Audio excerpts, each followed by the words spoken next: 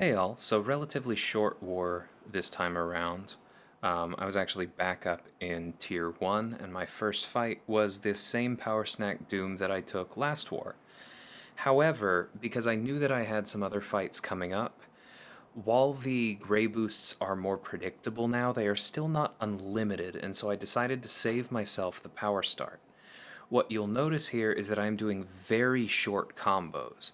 I know that I can afford the health on Reed, same as last time, and so I'm taking advantage of the fact that not only do I have suppression on him, but I have the Petrify Mastery maxed, meaning that he is gaining 55% less power while I'm hitting, or from my hits, while he's stunned.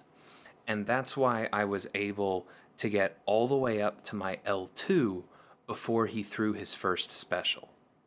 So you take a little more block damage this way than when you use the power start, and you have to be a little more careful. Things can go wrong. But as you can see, we have pretty much the same level of control. You can see here he's about to throw his third special one, and we already have the pre-fight debuffs stacked up to 3. So we do have to, as with last time, play around when we have the shock on us. We can still safely parry him, but we can't let him get close enough that he can heavy and use that passive stun.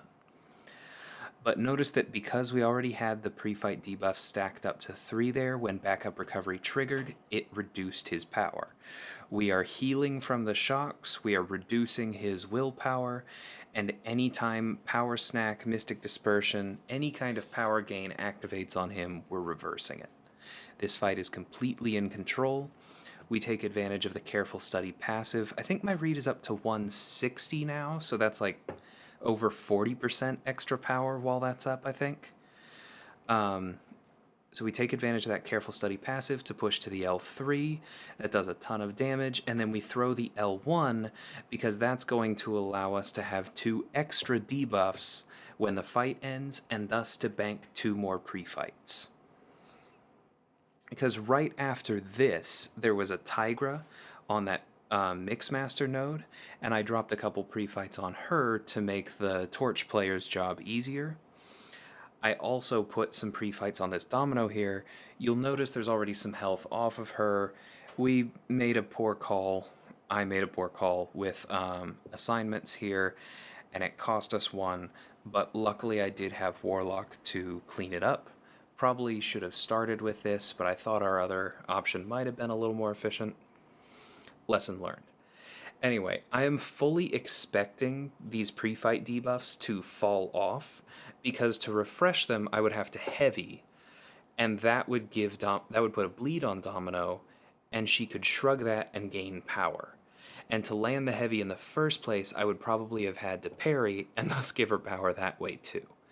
So I just threw those down in case I did accidentally block. The Petrify would reduce how much power she gained, and the suppression reduced how much power that she gained just from me hitting her. I threw that first L2 before infection was up, knowing that I wouldn't do as much damage or gain enough power, but that's okay because I had things under control and I didn't want to use parries to get the infection up, as I explained, because that would just give her more power.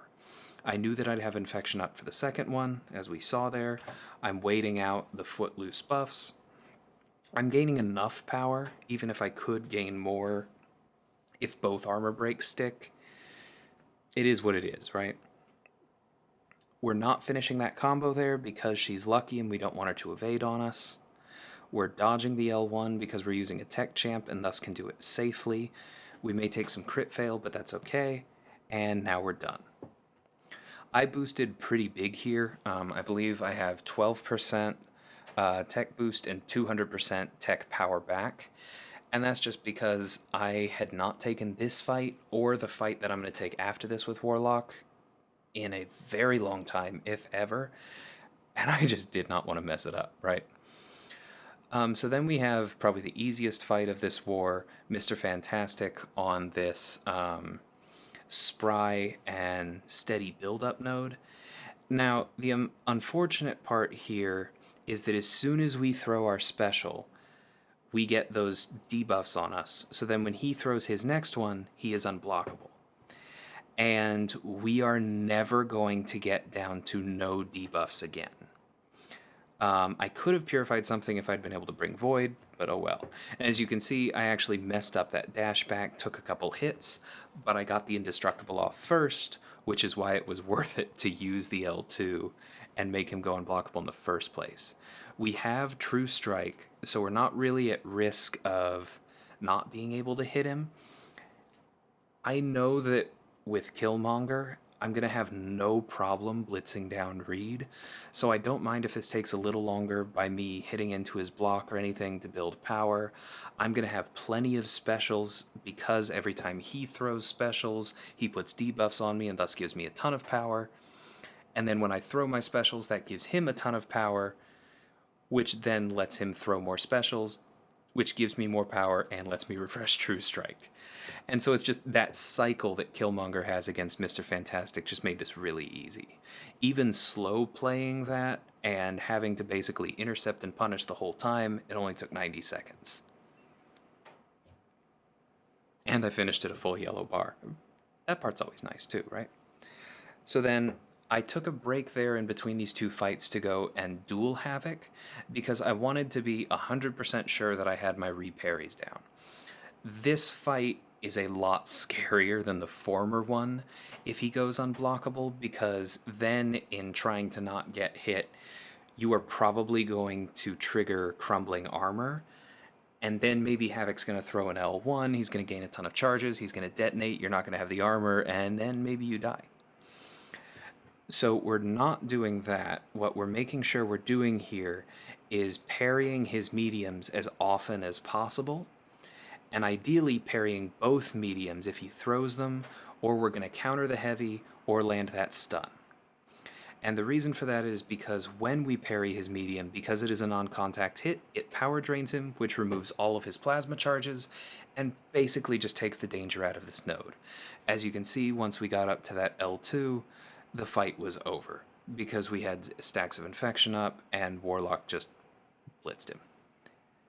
Easy game. So now we have MODOK on Polka Dot Power. I've said before that I actually consider this probably the hardest place for Killmonger to take MODOK, just because it takes a while to get him up to 1 bar of power, right? There's really no way around that. And you can't reduce the block damage and easily bait heavies like you can on the boss node by parrying, because then you get stunned. You can't intentionally trigger auto block like you can with the best defense node on 55 to make him gain a ton of power, so he throws that L1. So you just have to build to it. But once that's done, we're in pretty good shape here. I am going to do some backdrafts here. Because it's Polka Dot Power, I'm not going to have a huge supply of counterpunch charges the way that I would on other nodes, and so even though that allows me to get easy openings, I'm not going to make that what I do every time. As you can see here, I'm actually building to the L2 first because I want those indestructibles up. It's not going to counter the altitude charges, the damage from the global, but if I mess up, like if I had mistimed that and accidentally parried him, then it would have saved me the 2 hits if I had gotten stunned. And I just thought it was more important to get that safety net up. Because he has a bar of power, I know that the single most important thing for me is to just get the True Strike refreshed. I wasn't going to do anything until he threw it. So like I said, you can pretty safely backdraft him, but I highly recommend dueling for that. Now I have my counterpunch charges up. I could have tried to build to the L3, but you really never know how many bleeds you're going to get. Like, I've had the bleed up almost 100% of the time since I decided to throw that L1, but you never know, right?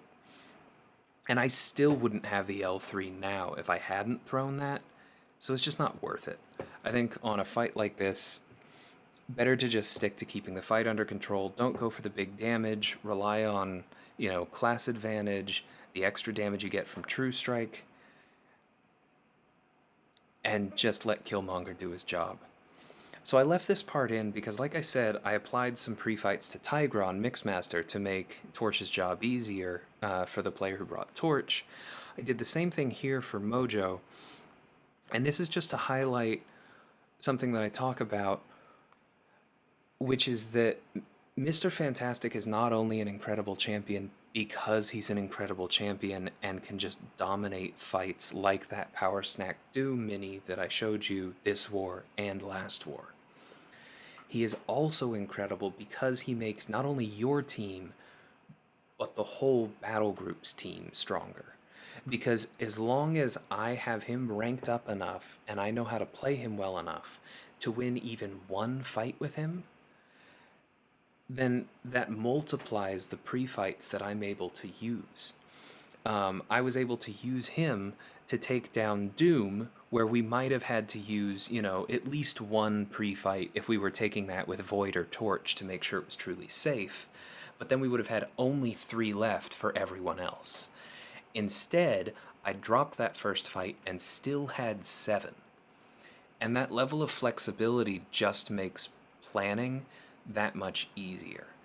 I mean, the player that we assigned those Torch fights is incredibly reliable, and I don't think that there's much chance that he would have lost either of those fights that I showed, or even really come close. But you don't want to take that risk. And if you can use somebody like Mr. Fantastic to make life easier for the rest of the battle group, and you can do it even more by actually being able to play him and figure out which matchups he can dominate himself, it just makes everything that much easier. Anyway, I will see you guys again soon. It's probably going to be an exciting week. Another Summer Pain Boss tomorrow. The July 4th deal is coming up. Let me know what you're looking forward to this week. How's your war season going? Oh, I don't think I said that. Pretty sure we actually lost this one, unfortunately. We're just having some struggles getting everything lined up, but I'm sure we'll get there. Take care, all.